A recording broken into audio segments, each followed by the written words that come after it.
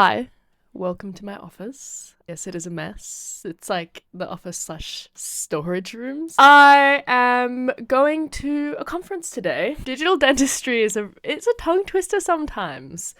I'm going to the Digital Dentistry and Dental Technology Conference in Brighton, Sydney, which will be fun. I'm just reading through the blurb so you can get a feel for what it actually is. It is, verbatim, digital dentistry means different things to different people. It's like a choose your own adventure. To cater to every need, digital dentistry and dental technology 2024 comprises of 6 concurrent educational streams that cover everything you need to know about the digital age. Starting with 6 streams that are all presented simultaneously, and there are 80 sessions in total over 2 days, which is a lot of people and a lot of organising. And the topics include everything from 3D printing, intraoral scanning, 3D facial scanning, milling, CAD and CAM softwares, materials, smile design, dentures, implantology, CBCT, restorative, aligners, ortho, and more. I mean, what more could you need? It's a lot. But pretty much there's a lot going on at once, and I am popping in for the first part this morning because I have to go and see some lovely patients this afternoon. But I'm tossing up at the moment for the 11 o'clock session. It's kind of like when you're at a music festival and you're like, we got to go to that stage and hit that. I'm tossing up between, for 11 o'clock, the topic intraoral scanner and 3D printer review for 2024. Which printer should you buy for your clinic? Sounds really interesting, by Dr. Ahmed. He sends out a really good newsletter about sort of what's happening in the product space. I think he's New Zealand based from memory. But I really feel like I should go to a lecture called Digital Setup in Lingualized Occlusion according to BPS SEMCD principles, because I feel like that would be genuinely very useful. But I also want to go learn about toys. The reason why I like this conference is because my biggest pet peeve with conferences where there's a heap of people talking at once is when it's like the greatest hits of dentistry. They're like, okay, I'm going to talk about this topic for like 45 minutes to an hour and give you like a little taster to get you interested. But if you want to learn actually anything deep and meaningful, here is the link to my course. And it's like, I'm here to learn, and I've like not really learned that much. But the thing that I love about this conference in the times I've been to it previously is that you have long enough with speakers where they actually go into quite a bit of depth. And the nice thing is that you have all of the trade stalls there at the same time, so you can learn about something, but then you can go and speak directly with the reps. Be good, should be fun. I'm looking forward to it, and I'm gonna go.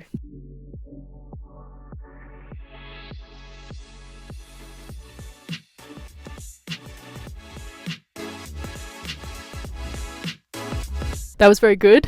Have many thoughts, but I have to jet to work briefly, and then I'll fill you in. Good morning. I am ready for day 2. What if I don't kick the camera over? Today, my mentor/boss, Fadi, he is speaking for 3 hours. So 3 different subjects, 3 different lectures, and I'm obviously going to go and support him, but it's a very good lecturer. But it's like just day in, day out. That's how we do it every day. And so it's funny seeing people being like, wow, that's amazing. And I was up quite late last night helping him finalize. But what did I see yesterday? I saw some good stuff. So I find with this conference, it is kind of a hybrid between dentists and prosthetists and lab technicians. So it's quite a good networking opportunity because everybody's there. And the trade show is great because everything is there digital. I think it's different to like ADX. ADX is a big dental trade show in Australia. I like it better in the sense that ADX is like every type of dentist there. I like this because people who are there have specifically sought out the conference because they're interested in digital. You have everything in one spot. So like Shining, for example, people keep raving about how great their scanners are for the price point. So today I'm going to go and I'm going to do a hands-on session where they literally have every single scanner in one room and you get to scan with all of them and you get a fairly good feel of what's going to work for you and what you like and what you don't like, because it's a massive investment. And what better way to do it than spending an hour testing it out? And that's not always an opportunity that you'll get. So what did I see yesterday? I ended up deciding on the digital setup of lingualized occlusion according to the BPS/SEMCD principle. I'm going to insert what that actually means because I can't remember off the top of my head. And that was by a prosthesist called Peter Anastasia. I don't do a lot of removable full arch denture stuff, but I think there was a lot of valuable things that I learned that are going to be applicable outside of that in terms of all the fixed stuff that I do. So I made some notes and I'm going to talk you through just the things that sort of jumped out to me. So he designed purely on 3Shape. So I found what that means, and it is the biofunctional prosthetic system. And this lovely couple seemed to be absolutely thrilled about their BPS dentures. And for a little bit more information about the philosophy, the BPS system is designed to work with the body in a biologically harmonious way, maximizing function and giving comfort and natural appearance to the patient. And it requires you using functional impression techniques with a special articulator in BPS to ensure that BPS denture meets the most exacting requirements, which we love. BPS dentures meet the aesthetic demands of a patient with a unique set of ivoclar teeth, which replicate anatomy of a natural tooth, and they are made up of 3 layers of cross-linking acrylic resin that contribute to a lifelike appearance and resistance to wear. BPS system uses a controlled heat pressure polymerization process during which the time and exact amount of material flows into the mask to compensate for shrinkage, which ensures the perfect fit. This pressure also optimizes the physical properties of the denture. So a few fun facts there for you folks. And that was by a prosthesist called Peter Anastasia. I don't do a lot of removable full arch denture stuff, but I think there was a lot of valuable things that I learned that are going to be applicable outside of that in terms of all the fixed stuff that I do. So I made some notes and I'm going to talk you through just the things that sort of jumped out to me. So he designed purely on 3Shape. He had a good point where he said, look, at the end of the day, there's no such thing as one software being far superior than the other. They all can do different things. The most important part is how you make a software work for you, because they are designed to be like Photoshop or Microsoft Paint, where, well, that's not a great example because Microsoft Paint is definitely not the equivalent of Photoshop, but I guess it depends on how hard you want to push it. Still comfortable with one. Generally, it's not particularly difficult to jump to others, but at the same time, you don't always need to. I would caveat that by saying that sometimes I do find with these high cosmetic cases, sometimes I do find that I end up jumping through a couple of different softwares just because I know that it's going to get the result that I need and I want. But with that said, you probably can do it in other ways within the softwares. I haven't taken the time to learn, or I'm just ignorant. He was talking about the digital face bow that you then use to translate it into your registered face bow within the actual software, and it's called a BP device. So with the digital face bow, it's one of those things where I think at the moment we're still in an era where we're not 100% digital, in the sense that we still need a little bit of hardware here and there to capture things. I was thinking about it because he would use the plane to basically ascertain what the occlusal plane should be like. And personally, I feel like I end up eyeballing that a lot because often I'm just working with existing structures and teeth that are there. Obviously, making a full denture is very different to orthodontically planning what I'm going to do with teeth before I'm going to put veneers over the top of them. But I think the biggest thing that I took away was learning how to use the occlusal plane as more of a visualization tool, like have that turned on and working for you. And what I mean by that is I think sometimes I rely pretty heavily on just the way my eyes have been trained as to whether or not something looks right. And that's fine, but maybe it's not the most time efficient thing. So saying that with the papers that have come out so far, intraoral scanners are great for fixed structures, so like teeth, the rugae on the roof of the mouth, the fixed hard palate. But we still have a ways to go when it comes to border areas where you have attached tissue and mobile tissue. And that's something that is going to take time. It's an area that's super important for stability and for support. And I guess having that hybrid where, say, for example, you could theoretically 3D print try-in denture is great, but you also need to understand that, yes, the fit is going to be good, but you probably still need to do some level of border molding with some soft, like it could be green stick, it could be PVS, whatever makes you happy. So what is lingualized occlusion? Lingualized occlusion was dreamt up back in the 1940s era, and it was basically originally described as the mortar and pestle technique. So the way that he described it was essentially when you look at the cusp angles of molars, you can have like 30 degrees, you can have 0 degrees, which is flat. You can have whatever your heart desires, especially back in the days where you'd have fixed analog denture teeth. You could pick those different gradients and therefore you can pop those in and figure out what you want to do with them. And everybody has their favorite files. And with lingualized occlusion, it's all about using the lower arch as reference initially to set it over. This is my understanding. All right, don't quote me. My understanding was that you position the lower teeth over the arch because ultimately if you put it like too far one side or the other, you're going to flip it and tip up the teeth if it's a full arch denture. And that's the best way to distribute the force, is distributing it down through the teeth and down onto the bony ridge. And then in terms of the way that the teeth come into contact, there's only one contact point. You have your palatal cusp of your upper teeth that contacts the lower teeth. So you don't need to worry about the buccal cusp of the bottom teeth impacting like the central fissures of the teeth. It's just that singular point, and it means that it's like a solid click. When you're biting down, there's no sliding, there's no like locking people in. It's just that singular point, and it's a really effective way to distribute force and not destabilize what's going on. I think that is useful and very valuable in fixed dentures as well, because when you have people who have super strong jaws, have their teeth on implants, and they keep cracking little bits off, which does happen, breakage is just a part of life, you can then really look at, okay, how are these forces being distributed?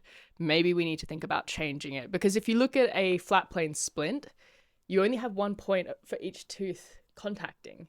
And that's something that I think sometimes when we look at the sort of positioning of teeth, we're like, it needs to touch on all four cusps.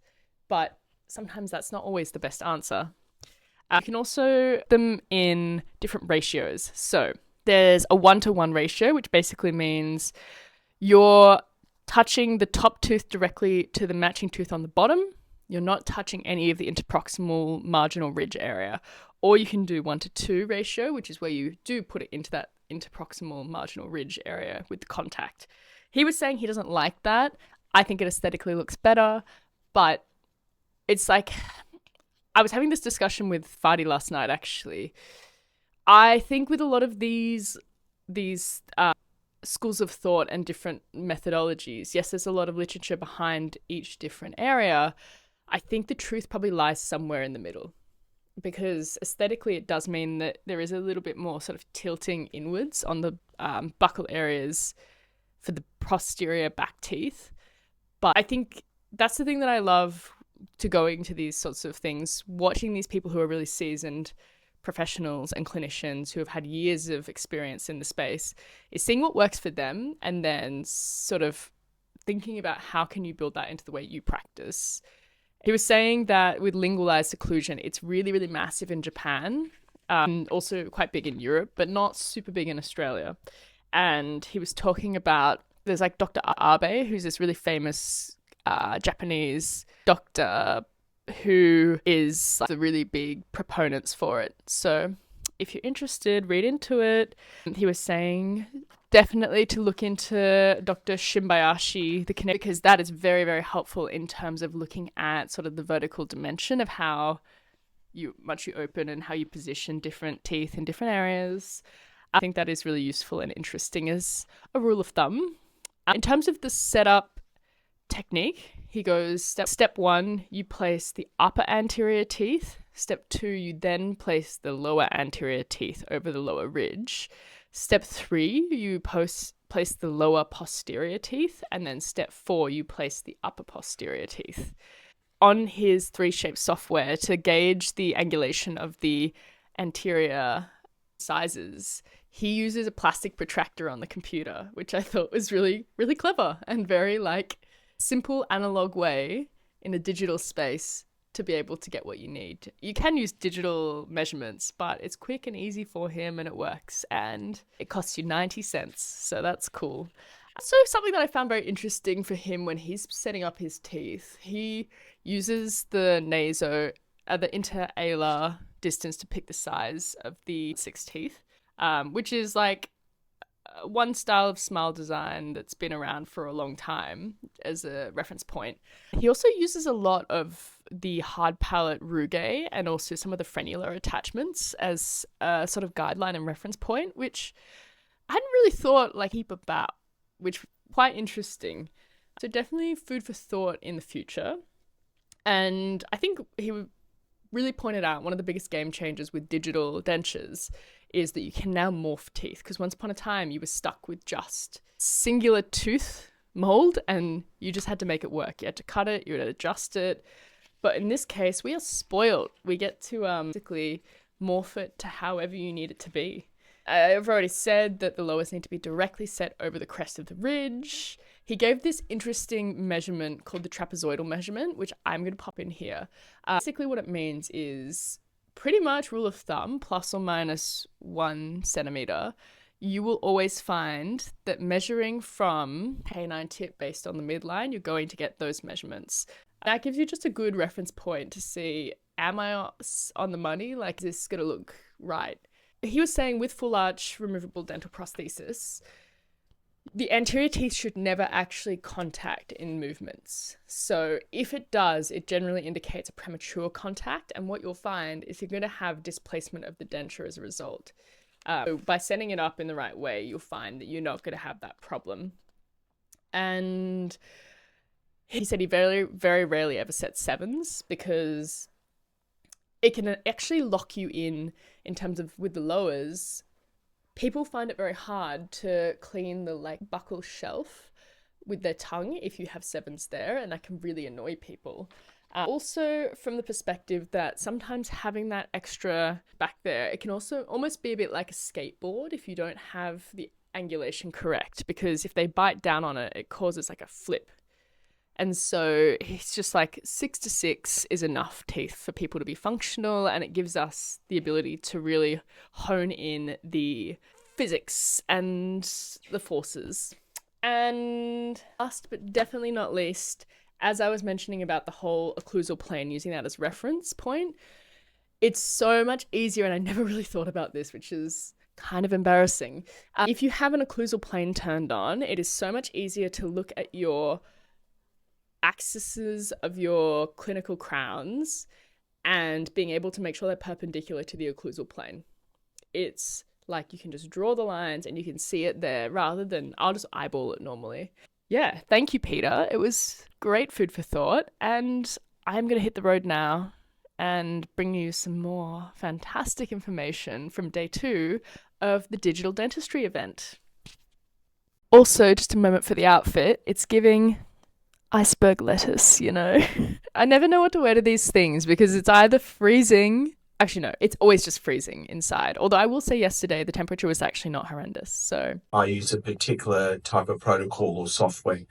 But what I want to highlight today is more digital smile design per se. And there's a lot of great software out there. There's a lot of great, and we'll go through that. There's many different sort of design elements that can be used, but the core principles are the same.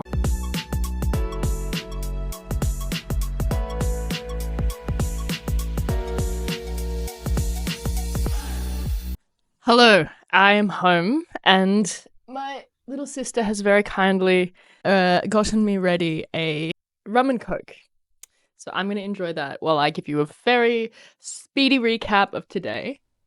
What the hell is this straw? It's cool, better. Also, side note, how cute is this shining dental bag? It's like super iridescent. Although someone thought I worked for Shining, and I was like, no, I'm literally carrying the same bag as everybody else. But super cute. It gives me like the vibes of Louis Vuitton did it a couple of years ago now, where they had this material but with like monogram. So they're very on trend, just like their software and equipment. Again, an awesome day. I got there and I watched my mentor Fadi give his lectures, although it's one of those things, as I said, I hear his processes and like live and breathe it every day. So I do always find I pick up like one or two really good gems when I re-listen to him. He was talking about the power of digital smile design in full arch dentistry, and he was showing I will actually insert a video of what he showed. So this is one of the AI-based software. So what you're able to do with this, and I've got the video on. Thank you, Millie. You're welcome. So instead of using the preps, and this is I think this is phenomenal, and you should jump on and sign up. So you basically, while you're prepping, so when I normally prep, I had all my guides. I'll give my guide. I'll give my guide and check and back and forth. So what you're able to do with this is, if you do a quick scan of your prep teeth, drop it into the software, which is very easy. It's able to overlay your overlay your existing design and your preps, and you're able to scroll. What it does, it gives you a heat map of which areas need to be reduced. So this, you'll see now, that's my quick prep. You can scan, you upload it, and then you'll be able to see the areas that are blue means I've got much more to prep. What's closer, the red areas, and you're able to see visually in real time where you need to go. So you'll have it in front of you on the screen. You'll say, okay, instead of looking at the actual prep guides, this is a digital real-time prep guide. It's so good. Yeah. You know, like the smart file, you need to do lots of work. With this one, it's a black color. So easy. It's insane. It's so easy. And the integration of the file is instant? Yeah, because it's an STL. Just drops it in. Yeah. Like Straumann have, they're in the process of getting it straight, but I think you can, jump on and sign up. It's amazing. And in the next few months, Florine's going to release the full 3D version, because now he's got a planning center that you can see. So this is telling us, in terms of the design, where I need to prep to what millimeters. Like, it's insane. And it's so, and like I said, if you've got your design, if you've done your design, you can drop it in there and you're able to have a look at it in every aspect. Like, the better your files are overlapping, like you get the palette and so forth, and it just reads it. And you can incorporate CBCT. Nice. So it's just, this is going to blow everything away in the next 6 months. And it's very easy. Like I said, so we did that. So I used that case. That was quite groundbreaking for a lot of people. They were like, whoa, that is sick. I think at the end of the day, with prep guides or any kind of feedback like that, that's the beauty of digital, and it gives you real-time feedback and you have a lot of control, which is amazing. And then after that, I ran into a hero from Hey Gear who has just finished setting up their Japanese offices. Japan has a really undersaturated market for the 3D printing market space. Do you need to get clothes? You can come through. Sorry, I'm back. I was interrupted by my lovely partner who needed to get dressed. So, Then, so I caught up with Hiro, who has just finished setting up the Hegear arm in Japan, and Japan has a very low use of 3D printers. So that's a really exciting time for them to start integrating into the market. Put up with the boys from Dent Supply Sirona, Straman was there, everyone was there. So then Fadi gave gave a talk afterwards called Perfect DSD Veneer Preps Powered by Asiga. I'm not going to go into super depth about what he talked about because it was all stuff that is just something that naturally I show on this channel. I think to add to what he was saying, with a printer like Asiga, they're amazing for really high fidelity 3D prints. And what that means is you have that texture of the natural files actually showing through. One thing I normally do to tweak it when I'm 3D printing the mock-ups, I'll always drop it down to like finer layer. So I'm talking like instead of 100, or it's like 0.100 microns, I think it is, for the layers, I'll drop it down to like 0.050, or I've only ever tried once 0.025. I don't think it's a significant difference between 2.5 and 0.5. So I would say doing the 0.5 is nice because it means that you get just more accuracy, more detail. It does take longer. A print that would normally take 25 minutes might take you upwards of 40 to 50 minutes. But it's so worth it because it is the moment where you get to show people what the outcome could actually potentially look like. So that's probably one thing I would add to that conversation.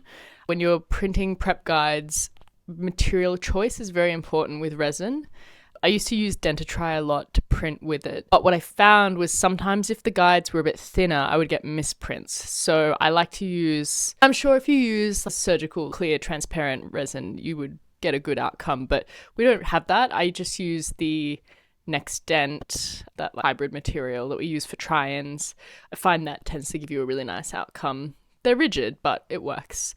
Pretty much moral of the story is I love Asiga. And I guess there's many different facets to a printer. It depends on what you want out of them. So it's not like you can't do these other things with other printers, but I just know what works and is predictable, and that's why I like Asiga, because I have tried other printers and sometimes it can be quite user dependent. People are like, oh, it's the printer that's fucking up, and I'm like, no, majority of the time it's the people using the printer that fucks it up. But we would never be wrong. No, we're perfect.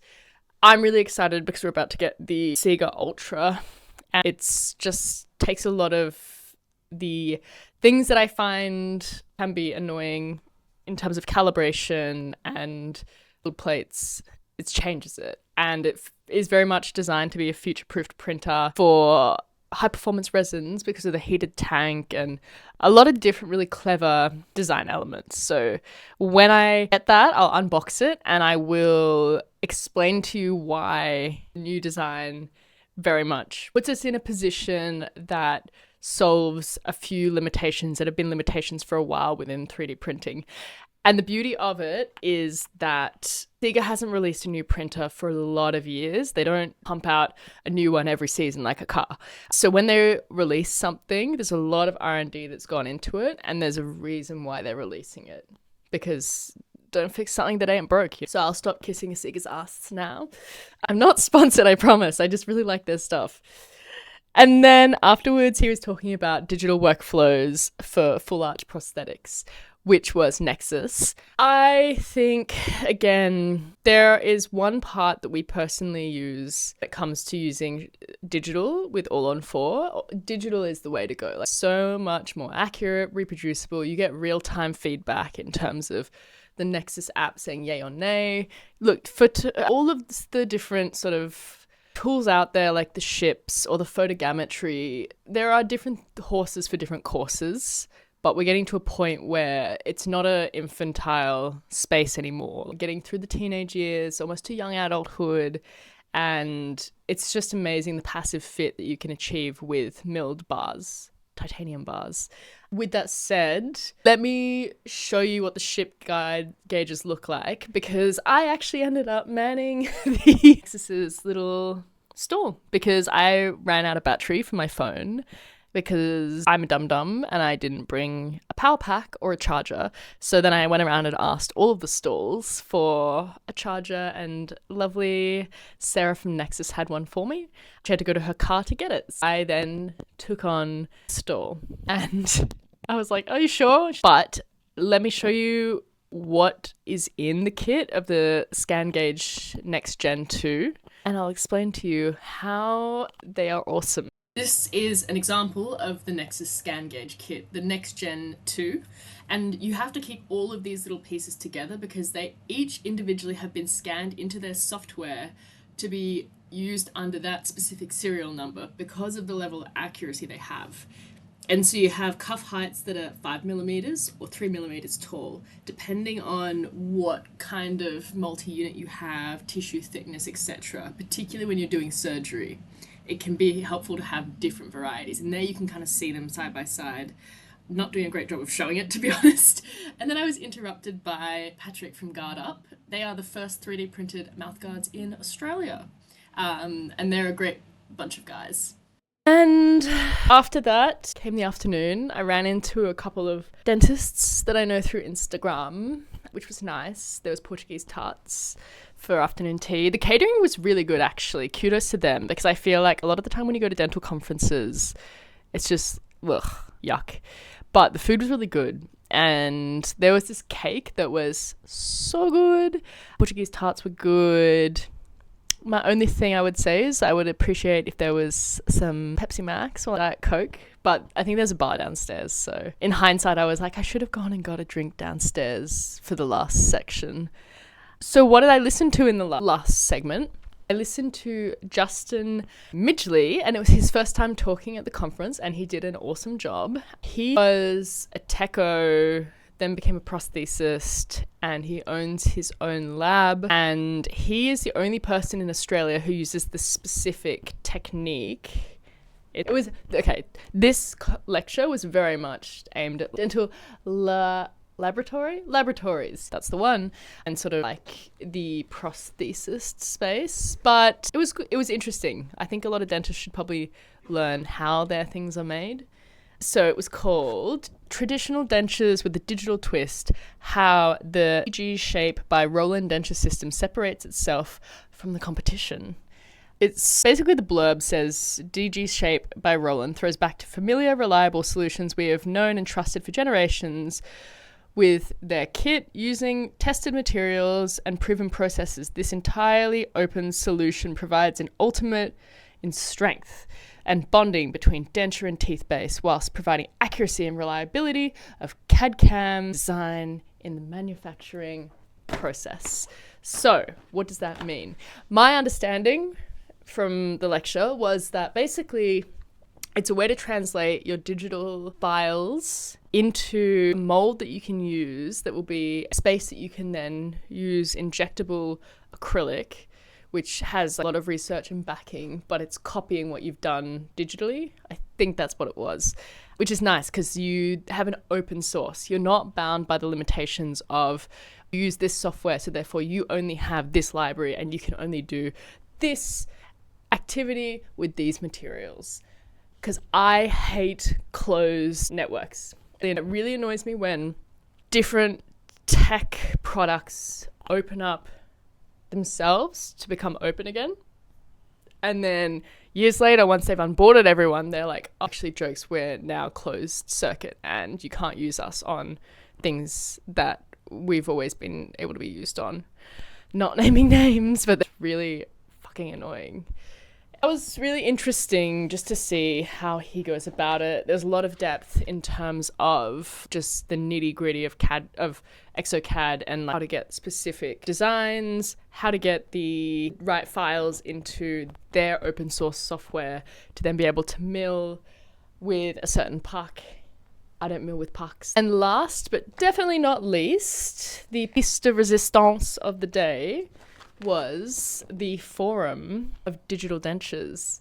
And they had Andrew Cameron, who was a researcher and educator for a university in Queensland in dental prosthetics and all things lab, really. And he also sits on the Australian Dental Council in terms of accrediting and deeming what dental schools need to do to basically exist and try to educate students. There was Sam Diaz, who is a guru of 3D printed dentures. Nice guy. They're all nice people. There was Peter Anastasia again, who's from Brisbane, who I heard his lecture earlier yesterday. Terry Whitty, who is a fantastic lecturer, and his wife actually is a dental prosthesist too, so I can only imagine what dinner time table talks are like. And then Justin Midgley from the lecture before also jumped in on it. I like those forums where you can ask questions and they'll bounce off each other. Somebody asked a question particularly to Peter and Justin and Sam, and they were saying, because Peter spends a lot of time over in Canada and they have a really thriving professional community in the dental technician sort of laboratory prosthesis space. Australia has this really big problem of something called tall poppy syndrome. And he was saying that it's sad in Australia because the professional body, it's just very negative. They have study clubs in Canada where everyone will go along and they'll all share what they're doing, and it's very like collaborative. So I want to hear what you do so that I can see if I can add that to something that I do.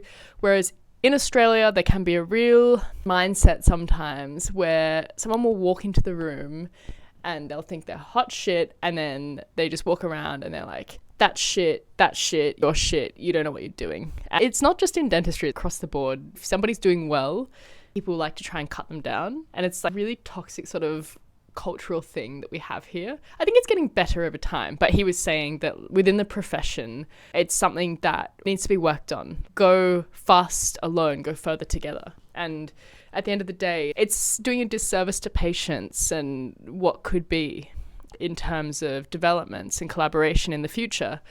That's a whole can of worms, because they've gotten rid of the need for registration for dental technicians. So it's like a very grey area. We had a whole lecture from the TGA, which is our therapeutic guidelines administration, and it's just a hot mess, and I honestly don't know what the answer is. Interesting as well, they were saying that in the next 12 to 48 months, it is very foreseeable that 3D dentures, not 3D dentures, AI will be able to entirely design a partial chrome denture, which is mind-blowing because it just makes it so easy, and then you just have to proof check it and then away you go and make it.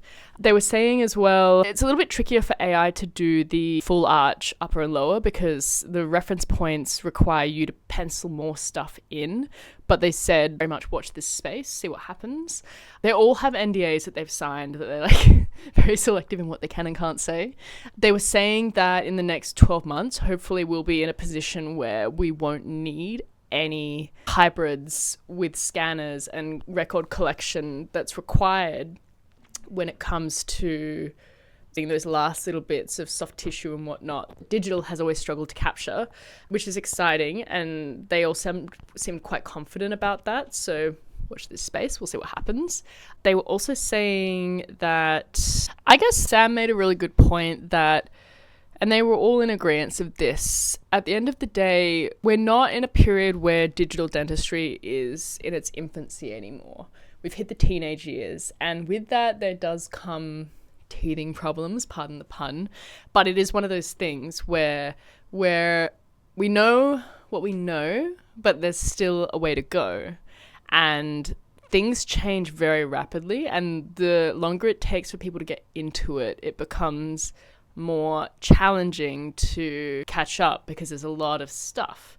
There was a lady who was sort of asking, isn't it a concern down the track moving forwards that the younger generation of dentists and prosthesists won't have learnt the analog ways, so they'll only be doing the digital, and that's going to handicap the quality of what people can do. They had a fair point that in Australia you have to have a component when you're educating students where you have to do the analog first and then you can do the digital. With that said, I never got the digital side when I was at uni. I graduated 7 years ago, which is actually in technology time, a very long time. And just in general, it's a long time. It's almost a decade I've been a dentist, which is scary. I'm not even 30 yet. And I was thinking, the reality with digital workflows is that they have been engineered off the protocols and the principles of analog so that analog is no longer needed. Yes, you can still do it that way, but it's built on the foundations of that. It's not like we've just been like, all right, you analog can just go take a hike, not interested anymore. We now have all this newfangled digital stuff. It's not like that. It's all built on the shoulders of the analog giants. And I think, if anything, having the digital workflow for me personally has taught me so much and also made me appreciate a lot of stuff that I learned originally as analog, retroactively. Just being able to see more data points, so many more reference points, and train my eyes a lot more as well. So it's a brave new world. It's an exciting time. There's a lot of people doing really interesting stuff. And once again, it was a fantastic event by Dent Events, Digital Dentistry, Dental Technology 2024. That has a ring to it, doesn't it? I think definitely would strongly recommend next year, if you're around, or if you want an excuse to go to Sydney, to hit it up. It had some good stuff.